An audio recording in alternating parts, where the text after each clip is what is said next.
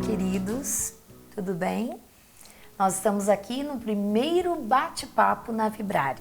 Eu trouxe uma convidada muito especial, que é a minha querida Raquel Ribeiro. Bem-vinda, Raquel. Muito obrigada. Eu que agradeço, Leonora, primeiramente o convite, né? Que é sobre neurociência, que é sobre desenvolvimento, é algo que eu gosto bastante, então fico muito feliz de poder contribuir. Que bom. E aqui é o lugar certo para se falar de música, de neurodesenvolvimento, de neurociência. E hoje nós temos na pauta aqui um assunto muito interessante, que é sobre as emoções e a aprendizagem. Claro, vamos dar umas pinceladas em música também. E eu gostaria que tu te apresentasse primeiro, então, para o pessoal de casa. Sim. Sou Raquel, sou professora, né? Trabalho em 2 municípios diferentes, né? Já venho trabalhando no magistério já há quase 20 anos, né? Entre muitas coisas, enfim, né? Sala de aula, coordenação pedagógica, enfim, EJA e outros trabalhos. Mas, durante essa caminhada, algo que sempre fez parte da minha vida e que é onde eu me interessei bastante, né, em seguir com os meus estudos, foi a parte da educação especial. Né? E com isso me trouxe também a neurociência, que é uma ciência na educação mais recente, principalmente aqui no Brasil, né? Mas que contribui de forma muito significativa para as nossas crianças. A gente sabe que sem a emoção não existe um processo de aprendizagem.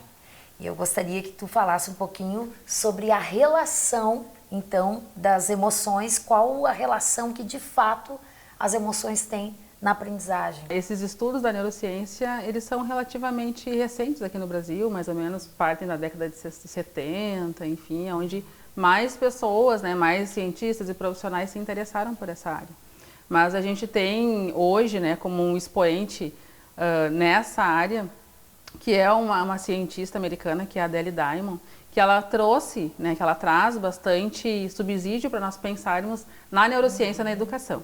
Então, segundo os estudos dela, né, que trazem luz então para essas questões da emoção e da neurociência, né, o quanto isso está relacionado mais especificamente com a aprendizagem, ela traz então que uma das coisas, né, que faz com que as crianças, que nós, né, todos nós, né, aprendamos, são as funções executivas.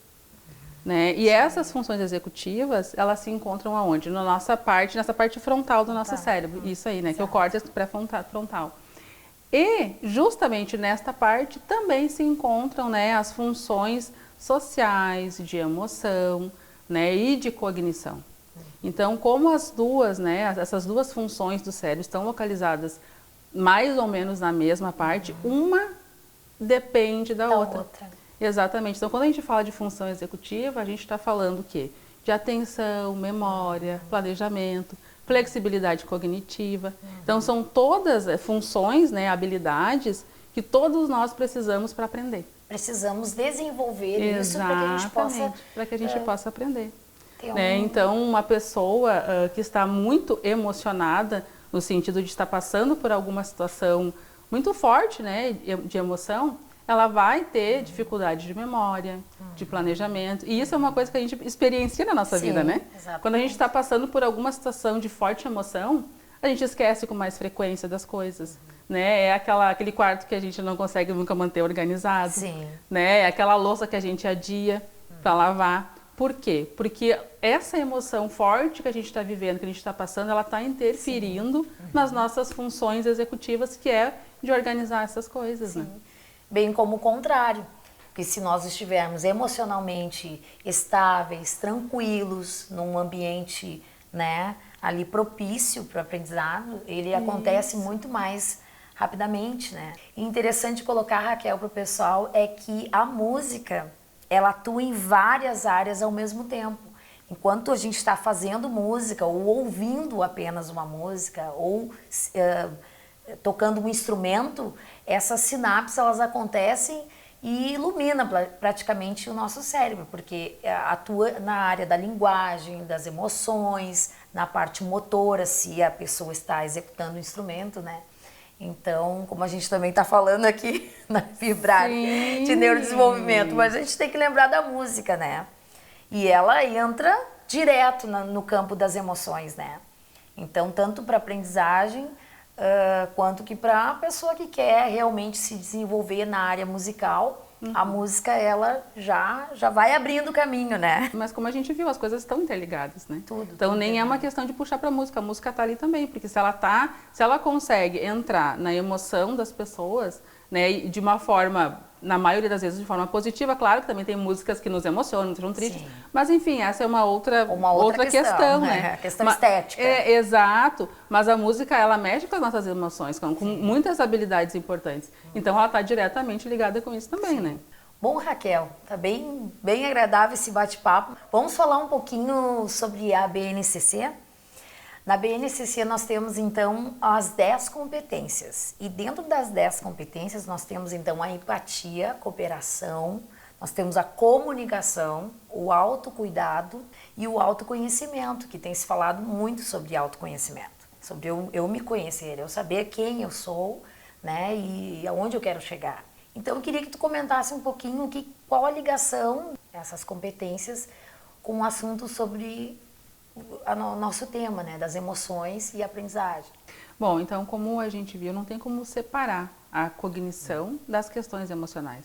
Então, nesse sentido, a BNCC ela é muito feliz quando ela traz para a sala de aula, quando ela traz para o professor essa provocação, né, de ele ter que olhar para essas questões, né, que são sociais, que são de habilidades psicológicas, de sentimento, enfim.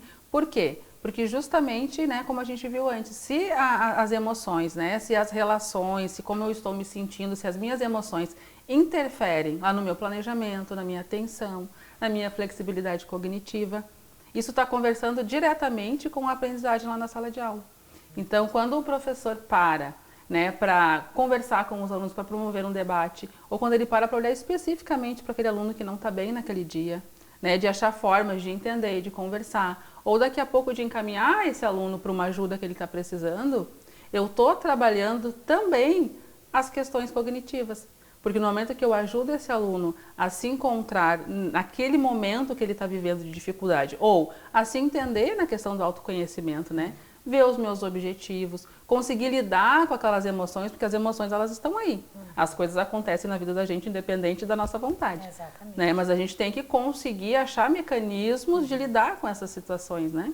E isso tudo é aprendizagem, isso tudo está ligado com a nossa cognição. Lá quando eu vou aprender as questões de gêneros textuais, quando eu vou aprender as questões de matemática, tudo isso eu vou precisar estar com essas habilidades, né, bem desenvolvidas ou em desenvolvimento para conseguir, né, completar, né, o meu, digamos assim, né, todo o meu ser, né, o meu eu como, assim, como cidadão, como pessoa, enfim. Né? Meu ser integral. Exatamente, o meu ser integral. Bom, Raquel, então eu queria que tu contasse um pouquinho para nós, né, das tuas experiências assim com alunos e como, de que forma esses conhecimentos, né, sobre as emoções mudariam nas práticas pedagógicas, tanto dos professores, quanto até mesmo da comunidade escolar, como os pais, quando vão ajudar os filhos a fazerem seus temas de casa, as tarefas, né?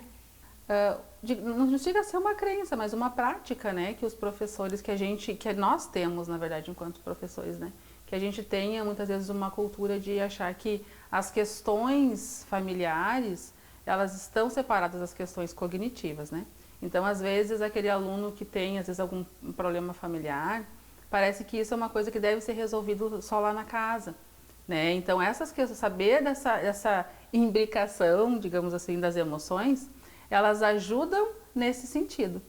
Uma das coisas que a gente pode tentar incluir na nossa prática é justamente essas questões das funções executivas, né? Que são treino ou desenvolvimento de memória, né? Além das questões emocionais que a gente falou, né? Então, questões de planejamento, de atenção, e são situações que às vezes, né, que nem uma situação de planejamento, até que eu trabalho muitas vezes com os meus alunos, que é algo simples, assim, até aquele jogo que a maioria conhece, aquele jogo dos pontinhos, que a gente vai fechando os quadradinhos e colocando, né? É uma atividade simples, que não precisa praticamente de recurso nenhum, e que a gente está auxiliando a criança, né, o adolescente, a se planejar, porque quando eu tenho que fechar o quadradinho ali, eu tenho que pensar numa estratégia, né, eu tenho que poder ter uma flexibilidade cognitiva de ver alternativas, né, de como eu posso, não, eu tenho que fechar o meu, mas eu também tenho que impedir o outro de fechar o dele. Sim. Enfim, então são atividades simples que a gente está estimulando, que parece até que é uma brincadeira, né? Quer dizer, tá só brincando, mas não, está estimulando memória, está estimulando planejamento, flexibilidade cognitiva, né? E tudo isso é importante o professor estar pensando para trabalhar essas questões na sala de aula. Bem interessante o que tu comentaste, Raquel. E eu tenho um exemplo, assim, da minha prática pedagógica como prof de música, né? Eu lembro de uma situação de um aluninho que, quando ele estava no pré e no primeiro ano, ele não gostava, não curtia a aula de música. Ele se enfiava embaixo da mesa, ele chorava, ele tapava os ouvidos. E até que um dia eu, conversando assim com a prof, tendo, né, me veio um insight assim, eu acho que ele se emociona com as músicas. Eu acho que a música toca ele e ele não quer se sentir tocado. E descobrindo a dinâmica familiar, aí eu entendi o porquê. Ele sofria de muitos maus tratos em casa, né? Uma educação assim muito baseada na violência. E quando ele chegava na aula de música, nós tínhamos então atividades que trabalhavam o socioemocional e a questão da cooperação. Eu acho que ali ele vinha de encontro com a realidade dura que ele tinha vindo de casa para a aula de música, para um ambiente totalmente afetuoso, acolhedor, um ambiente de expressividade. Quando eu entendi isso, eu comecei a olhar esse aluno de uma outra forma. E eu comecei a puxar ele para mim. Aquela velha história que os professores fazem de pegar o aluno para ser o ajudante, estimular, né, aquela questão da autoestima. E aí eu lembro que eu comecei a fazer isso com ele. E aí eu ganhei um parceiro, um amigo, né? E esse menino, depois de alguns anos, ele veio a fazer música comigo. Querer aprender a tocar um instrumento. Então, não era uma questão de algum trauma musical, alguma questão ligada à música, e sim com as emoções, a maneira como ele chegava na escola, né? E isso que tu está relatando é exatamente o que a gente experiencia muitas vezes na sala de aula, né? Uhum. Eu também já vi muitas situações assim, né, de alunos com muitas situações assim, tanto familiares ou às vezes pessoais mesmo, às vezes até a família muitas vezes se mobiliza em prol daquela criança, daquele adolescente, porque ela tem questões que eles precisam procurar e saber o que tá acontecendo ali com aquela criança, né? E quando se começa a voltar esse olhar para isso, né, a criança parece que desabrocha. Né? E começa a desabrochar. Claro que nesse conjunto, como a gente viu, né, como algumas habilidades, né, que a gente precisa para o nosso dia a dia, de planejamento, atenção, né, de memória, mas a gente também, junto disso, precisa entender que essas funções, elas estão prejudicadas, né, quando realmente o cérebro está passando por uma dificuldade, né. Então, o que tanto professores como em casa os pais podem fazer? Justamente auxiliar nessas tarefas e não achar que aquela criança, que aquele adolescente ou até mesmo aquele adulto, naquele momento está ou fazendo de propósito, birra, ou sendo relaxado, ou é birra. Ah, mas eu já falei várias vezes para ele se organizar antes de sair, já falei para arrumar a mochila. De repente aquele é o momento, gente, sim, vou ajudar a arrumar essa mochila. Eu vou ajudar a arrumar os horários.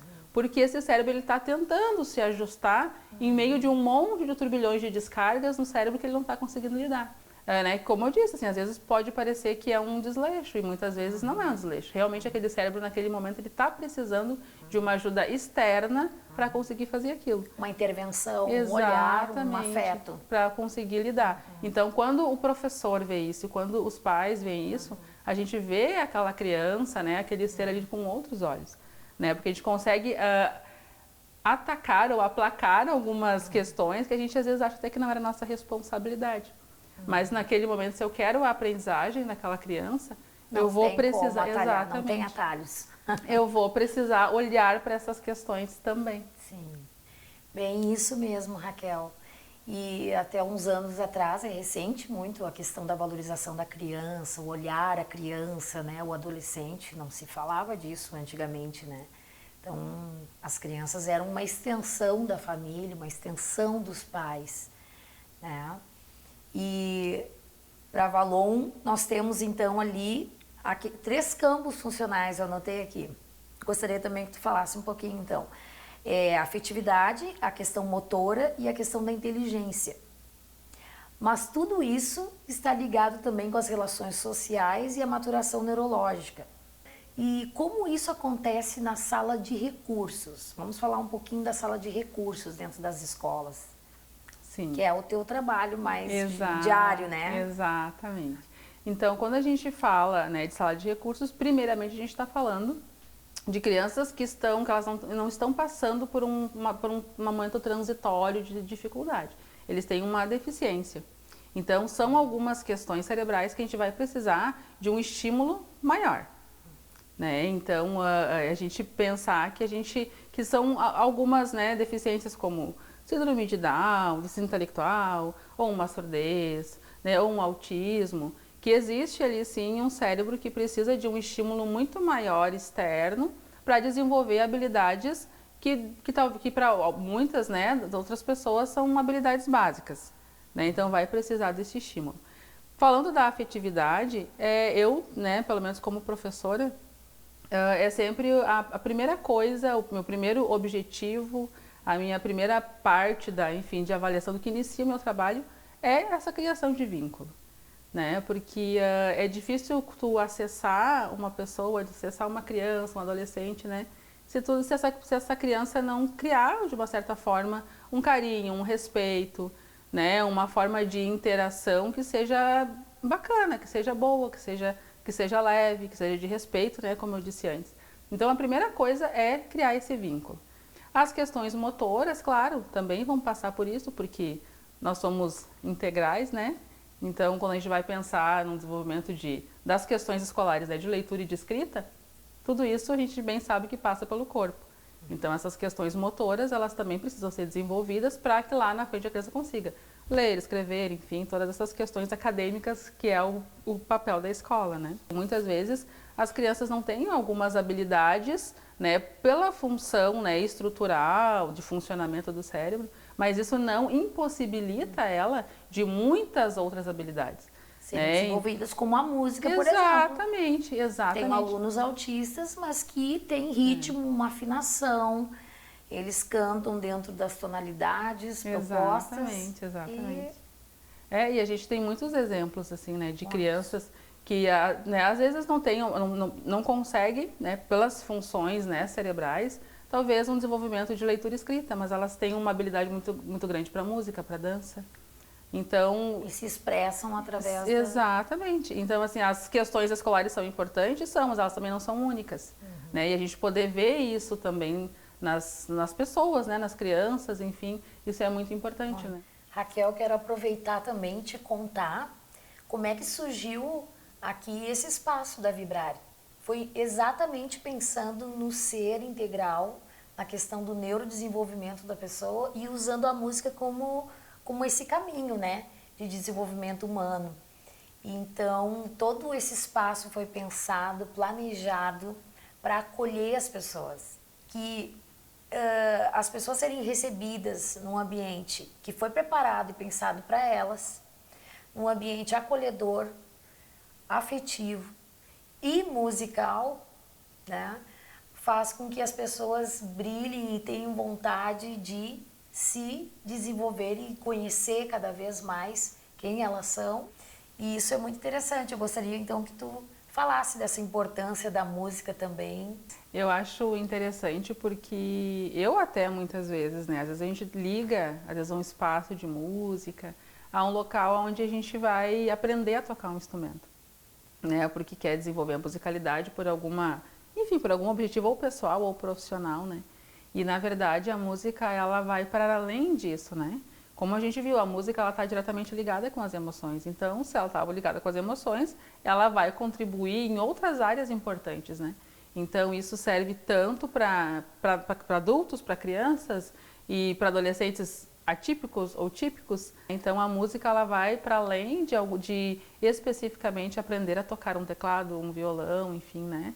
Ela é uma habilidade, ela é um instrumento, né, que nos habilita a desenvolver muitas áreas da nossa vida, do nosso cérebro, enfim, de estimular. Eu quero agradecer a todos e principalmente a Raquel por ter vindo aqui. E gostaria de te dizer que eu estou muito, muito feliz e muito emocionada que tu foi a primeira pessoa a estar conosco aqui no nosso bate-papo na Vibrare. E é um prazer, né, poder falar de coisas que eu gosto. Muito obrigada e sucesso na tua caminhada profissional, né? Depois nós vamos deixar a descrição ali, então, para o pessoal te seguir no Instagram, nas redes sociais, então deixar o contato da Raquel. E gostaria que vocês comentassem o que acharam, né? Se tiver alguma pergunta, sugestão de algum tema, se querem que a Raquel volte também para a gente continuar o bate-papo. Vai ser muito importante para nós essa interação, essa comunicação com vocês. Depois de todo esse bate-papo, dessa conversa interessante, e aí? Partiu vibrar com a gente?